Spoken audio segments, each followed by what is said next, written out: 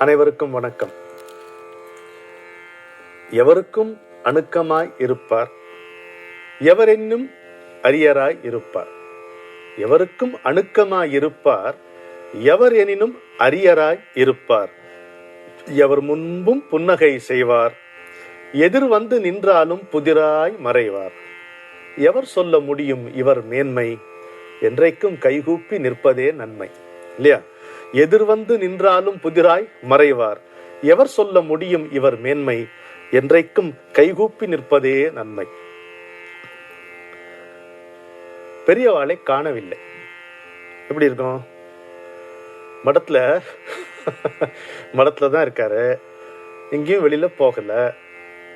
அனுஷ்டானம்லாம் முடிஞ்சாச்சு, தீர்த்தம்லாம் கொடுத்தாச்சு, பிக்ஷை ஆயாச்சு, செல்பவர்கள் எல்லாம் சென்றாகி விட்டது. பெரியவரை காணும். எப்படி இருக்கும் கொஞ்சம் யோசிச்சு பாருங்க. மேனேஜர் நிலைமை எப்படி இருக்கும் கொஞ்சம் யோசிச்சு பாருங்க.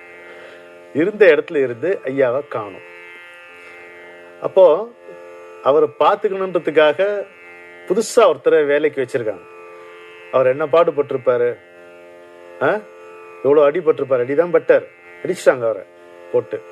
எங்கடா காணுங்கிற, காணுங்க, பெரிய காணுன்னா எப்படி அதை சமாளிக்க முடியும்? போட்டு அடியோ தெரியலையே, காணுமே, இங்கதானே இருந்தார் காணுமே. அப்புறம் ஒரு குறிப்பிட்ட நேரத்துல அவர் எழுந்து வர்றார். திடீர் தோன்றாரு, அங்க வந்து நிக்கிறார். என்ன சமாச்சாரம்ட்டு, பெரியவா காணுமே, எங்க போயிருந்தேளே அப்படின்னு பார்த்தா, ஒண்ணுல ஒரு கோரப்பாய் இருக்கும் இல்லையா, இந்த கோரப்பாயில சுருண்டு படுத்திருக்காரு. யாருக்கும் தெரியல. பாய் சுருண்டு இருக்கு. இவர் சரீரம் தான் நமக்கு தெரியுமே, ஒரு நூல் அல்லது ஒரு நார் உடனே மொத்தமே சரீரம். போட்டோல பார்க்கலாம் நல்லா இருக்கு. மொத்தமா என்ன, உளுண்டு ஆகாரம், தண்ணினா இங்க் ஃபில்லர்ல தண்ணி, உணவுனா ஒரு 2 பேருக்கா சாப்பிடுவாரோன்னு. அப்புறம் பின்னால் முழுக்க நெல்லு பொறி. என்ன சாப்பிட்டார். என்னுடைய குருநாதர் அழகான ஒரு வார்த்தை சொல்வார். நான் கேட்பேன், இவ்வளவு வயசுல நீங்க அவ்வளவு பிரிஸ்கா இருக்கீங்களே, எப்படி sir? The secret of my health is not eating but not eating அப்படின்னாரு. என்ன அருமையான வாசகம் பாருங்க. The secret of my health is not eating but not eating. Minimum food, maximum efficiency.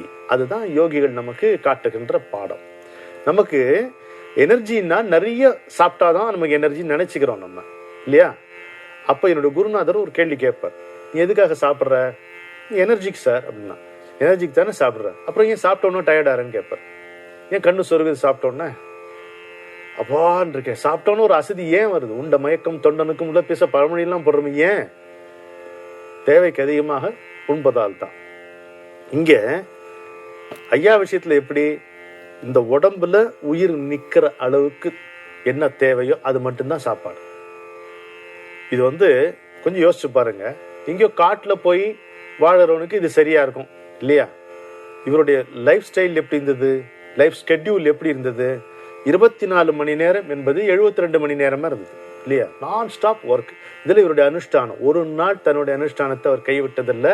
Chandramouleeswarar பூஜை ஒரு நாள் பண்ணாம இருந்ததில்லை, இல்லையா? முழுக்க நடந்து. அப்புறம் எத்தனை விசிட்டர்ஸ், படிக்க வேண்டியது, சொல்ல வேண்டியது, எழுத வேண்டியது, விசிட்டர்ஸை பார்க்க வேண்டியது எல்லாமே இருந்தது. ஆனா சாப்பிட்டது, இந்த உடம்புல உயிர் தங்குவதற்கு எவ்வளவு தேவையோ அவ்வளவுதான். நம்ம என்ன நினைக்கிறோம், இத்தனை காரியங்கள் இருக்கு, இவ்வளவு சாப்பிடணும்னு நினைக்கிறோம். அங்கதான் நம்ம கோட்டை விட்டுறோம். நம்ம இன்னைக்கு காலையில 6 மணிலேருந்து நம்ம சாயங்காலம் 8 மணி வரைக்கும் வேலை செய்ய போறோம். நமக்கு இவ்வளவு உணவு தேவைன்னு நம்ம நிர்ணயம் பண்ணிக்கிறோம். இன்னைக்கு நமக்கு 10 மீட்டிங் இருக்கு, நம்ம 45 பேரை சந்திக்க போறோம், இவ்வளவு அவங்களுக்கு சேர்த்து சாப்பிட்டுறோம். அதுதான் நம்முடைய பிரச்சனை. நூலாக இருந்த இவர் இந்த கோரைப்பாயில் சுருண்டு படுத்துக்கொண்டு அப்படியே சுத்திட்டார். அதுலயே யாரும் வர பார்க்காம போயிட்டாங்க. இப்போ அந்த புதிய சீடருக்கு அடி உதை கிடைத்தது.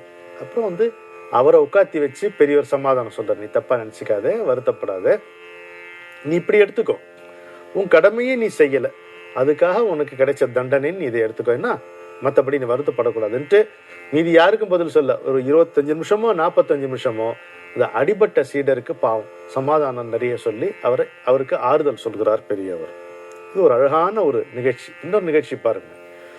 ஒரு பக்கத்துல வரிசையா பணக்காரர்கள்லாம் வருகிறார்கள். ட்ரை ஃப்ரூட்ஸ் எல்லாம் கொண்டு வருவாங்க, நல்ல விலையுயர்ந்த பொருள்கள், கனிகள், என்னென்னமோ பொருட்கள் எல்லாம் அவர் கொண்டு வந்து கொடுக்குறாங்க. பாட்டி பாவம் கண்ணு தொடச்சின்னு அழறா ஒரு பாட்டி. இங்கே வான்னு கூப்பிட்றாரு. என்ன அப்படின்னு. இல்லை பெரியவா, உங்களுக்கு எல்லாரும் என்னென்னமோ கொண்டு வரா, என்னால் எனக்கு உங்களுக்கு கொடுக்கறதுக்கு ஒன்றுமே இல்லைன்ட்டு நம்ம மனசு வருத்தமாக இருக்கு. ஏன் அப்படி நினைக்கிற? எனக்கு வரட்டி கொண்டு வா. இந்த பாட்டி என்ன அப்படி சொல்ற? இல்லை இல்லை, நீ கொண்டு வா. நீ தினம் பசுஞ்சாணி எடுக்கிறியே, நான் பசுஞ்சாணியை தட்டி நல்லா வரட்டி தட்டி கொண்டு வா, காஞ்ச வரட்டியா. அதை நான் ஹோமத்துக்கு இங்கே பயன்படுத்திக்கிறேன். வேற யார்ட்டையாவது சொன்னா ஏதாவது கலப்படமா வரும். நீ தானே சுத்தமா பசுஞ்சாணி எடுத்துன்னு வருவ. என்ன மிருதுவா சொல்றாரு பாருங்க. அந்த அந்த அந்த வயதான மூதாட்டி, அந்த வயதான அம்மாவுடைய மனசு எவ்வளோ நெகிழ்ந்து போயிருக்கும் பாருங்க. சரி பெரியவா கொண்டு வரேன்டார். அந்த பாட்டி வரட்டி பாட்டி, எப்படி நமக்கு சிவா பாட்டி இருந்தாலும், எப்படி காய்கறி தோலி கிருஷ்ணமூர்த்தி, அது மாதிரி ஒரு வரட்டி பாட்டி எல்லாருக்கும் ஒரு சிறப்பு அடைமொழி இவர் கூட சேர்பவர்களுக்கு சேர்கிறது. அந்த வரட்டி தட்டி கேட்டு வாங்கிக்கிட்டார் பாருங்க. அதுதான் என் கருணை. கொடுப்பது மட்டும் அல்ல கருணை, தான் ஏதோ கொடுக்க விரும்புகிறோம், ஆனால் கொடுப்பதற்கு ஒன்றும் இல்லையே என்று மனம் விரும்பி இருக்கிறோமோ அந்த ஏழையை அழைத்து குடு அப்படின்னு வாங்கிக்க.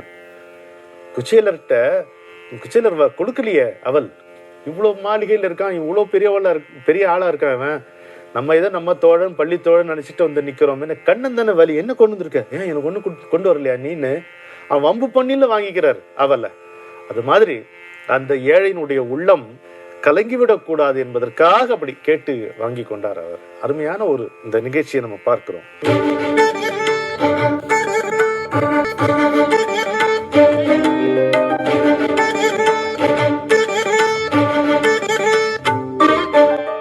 இந்த நிகழ்ச்சியிலே இன்னொன்னு பாருங்க. வெளிநாட்டில இருந்து வர்றார். திறமான புலமையெனில் வெளிநாட்டார் அதை வணக்கம் செய்தல் வேண்டுமா. பாரதி தமிழை பத்தி சொல்லும் பொழுது, மறைவாக நமக்குள்ளே பழங்கதைகள் சொல்வதில் ஓர் மகிமை இல்லை, திறமான புலமையெனில் வெளிநாட்டார் அதை வணக்கம் செய்தல் வேண்டும் அப்படின்னு. அப்போ கனவில் ஒரு காட்சி பால் பிரெட்டனுக்கு எங்க போகிறதுன்னு தெரியல. வெங்கட்ரமணிங்கிறவர் தான் கூட்டிட்டு வர்றார். இங்க வாங்க, இவரை போய் இவரை பார்க்கலாம் அப்படின்ட்டு கும்பகோணத்துல அப்போ முகாமிட்டு இருந்த நம்முடைய பரமாச்சாரியாரிடம் பால் பிரண்டனை அறிமுகம் செய்து வைத்தவர் அவர்தான்.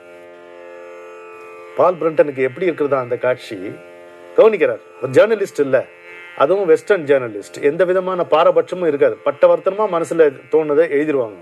அவர் என்ன எழுதுகிறார் பாத்தீங்கன்னா, ஜாதி வேறுபாடு இல்லாமல் அவர் மக்களை வைத்து பேசிக் கொண்டிருந்தார். அவர் எழுதியிருக்கிற காலகட்டத்தில் இது ரொம்ப முக்கியமான குறிப்பு. இன்றைக்கு மடத்தையும் காஞ்சி பெரியவர்களையும் குறை சொல்பவர்கள் இதை கவனிக்க வேண்டும் என்பதற்காக இதை சொல்லுகிறேன். Paul Brunton was a western journalist. அவர் குறிப்பிடுகிறார், ஜாதி வேறுபாடு பார்க்காமல் அவர்கள் அனைவரையும் உட்கார வைத்து பேசிக் கொண்டிருந்தார். அறிவுரை, ஜாதி வேறுபாடு இல்லாமல் ஜோதிமயமாக திகழ்ந்தார் என்று பால் பிரெண்டனுடைய வார்த்தையிலிருந்து நாம் புரிந்து கொள்ளுகிறோம். அப்போ அவரை ரமண மகர்ஷி கிட்ட திருப்பி விடுகிறார். நீ அங்கப்போ உனக்கு அதுதான் சரியா இருக்கும், தமிழரிடம் செல், உன்னுடைய எல்லா கேள்விகளுக்கும் விடை கிடைக்கும், பணிவுடன் இரு அனைத்தையும் அடைவாய்ன்னு சொன்னாராம் பால் பிரெண்டனுக்கு. பணிவுடன் இரு அனைத்தையும் அடைவாய் என்று காவி உடை தரித்து கனவில் எனக்கு இந்த வாசகத்தை அருளினார் என்று பால் பிரெண்டன் எழுதுகிறார். அவரை கூட்டி சென்ற வெங்கட்ரமணி சொல்கின்ற வார்த்தை இன்னும் முக்கியமானது.